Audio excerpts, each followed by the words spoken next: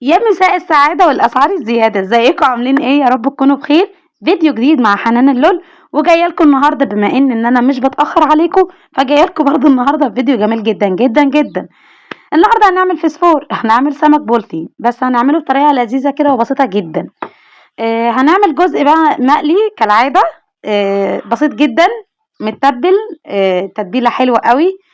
ومعانا طبعا سمك سنجاري بولتي، تمام، هنشويه سنجاري بطريقه سهله جدا جدا جدا. معايا بقى عشان نعمل الموضوع ده كله، اول حاجه لازم تعمل لايك وشير وسبسكرايب ليوميات حنان في المطبخ. معايا حبه خضار حلوين، وطبعا الثوم والكمون والفلفل الحراق سبايسي جدا. معانا ليمون، طبعا ده ليمون. عايزه اقول لكم اللي كان فوق السمك ده ملح مش تلج. تمام. غسلته كويس جدا وملحته، وبعد كده سبته في الملح شويه، وبعد كده رجعت غسلته تاني كويس قوي. وهنرجع بقى هنتبله بايه؟ طبعا بعد ما حطيناه في محلول النقع بتاعنا اللي معروف، هنزله لكم بالديسكريبشن تحت، بس يا ريت ما تنسيش انتوا نازله في الديسكريبشن اللايك الجميل بتاعك ليوميات حنان. التوم بتاعي جبته حطيت عليه قرنين فلفل شطه سبايسي قوي، وجبت عليه حبه ليمون وكمون ودقيتهم في الهون بتاعنا الصعيدي، الهون العادي، الهون النحاس القديم ده، هو مش نحاس ده بصراحه. فدقيتهم كويس قوي، وتبلت السمك بتاعي لمدة كده ساعة وسبتهم على جنب. ده السمك السنجاري اللي احنا نعمله مشوي بس بالخضار. عايزه اقول لكم ان انتوا بصراحه لو جربتوا نوع السمك ده المشوي بالخضار هتاكلوا الخضار من جماله اكتر من السمك. معايا هنا علشان اعمل السمك السنجاري هعمل ايه؟ هجيب حبه خضار على جنب كده، احطهم تحت الصينيه علشان ما يتحرقش مني. هقطعهم ايه؟ حلقات كده، عادي جدا بسيط، او مكعبات. تمام. وهجيب بقى التتبيله اللي هي الخلطه الجميله، هجيب فلفل وجزر مبشور، وكمان بصل وتوم وطماطم، هقطعه كله جوليان رفيع جدا جدا جدا. تمام. ومعايا طبعا حلقات من الليمون. هنجهز بقى دول حبة الخضار اللي انا قلت لكم هنقطعهم حجم كبير شوية، مكعبات او جوليان، بس شرايح كبيرة.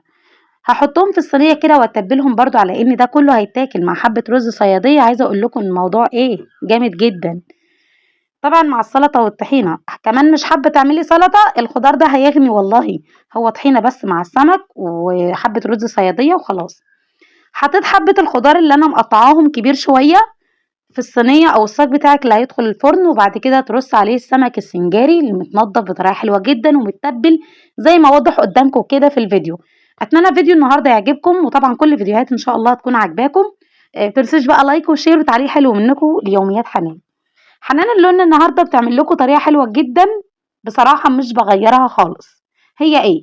بجيب الخضار بتاعي كله بقطعه جوليان رفيع قوي. في مبشرة يا جماعة بتاعت البصل بتقطع حلقات رفيعة جدا، فاحنا عايزينه الطريقة دي، عايزينه بالحجم والسماكة اللي انتوا هتشوفوها دلوقتي. هنجيب بقى معلقة توم، معلقة كبيرة من التوم اللي احنا فرمينه مع الشطة، وعليهم طماطمية معصورة بالمبشرة بتاعت البصل، باللي هي مبشرة البصل. تمام. هاعصرها واحوش القشر بتاعها، هاخده كده مش مضروبة في الخلاط ولا حاجة. لو مش هتقدري قطعها بالسكينة رفيع قوي. وهتجيبي الموضوع ده كله هتفرميه جامد كده بايدك، يعني ايه، تحاولي ان انت تخلي كل العصارة تتمسك كده مع بعض، وتحشي بيه السمك السنجاري بتاعك وفي الصينية، وتاخديه على الفرن على طول. فرن درجة حرارة عالية في الأول، وبعد كده تهدي النار علشان السمك بتاعك ما ينزلش السوائل اللي فيه، يحتفظ بيها ويكون جوسي كده وجميل. طبعا السمك الجميل ده هيدخل الفرن، ونبدأ بقى نقلي السمك بتاعنا البلطي. بس قبل ما تدخلي الصينية دي الفرن لازم تحط عليها حبة زيت كده صغيرين، من زيت التومين اللي انتوا شايفينه ده، وتدخليها على الفرن على طول. وانت جايه بقى من الفرن ما تنسيش تتاكدي ان انت حطيتي لايك او لا. ايه اللي انا بعمله ده؟ بحمر بصله علشان اعمل رز صياديه.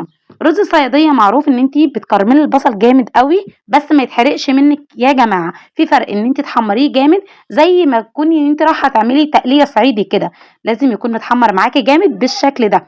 وبعد كده تنزلي عليه بالرز اللي انت غسلاه كويس جدا، وتشوحيهم تشويحتين كده.